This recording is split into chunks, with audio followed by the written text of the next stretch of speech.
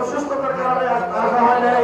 আপনাকে অনুরোধ আহ্বান করেছিলাম, প্রথমে আসার সম্মতি দিয়েছেন। এখন সর্বশেষ আজকের মাহফিলের মেয়ের মজলিস, রুহের মজলিস, জিয়ারতের মজলিস, হুজুর কেবলাই আলম এখন হুজুর কেবলাই আলমের মর্জি মোতাবেক নসিহত পেশ করবেন এবং আখেরি মোনাজাত পরিচালনা করবেন।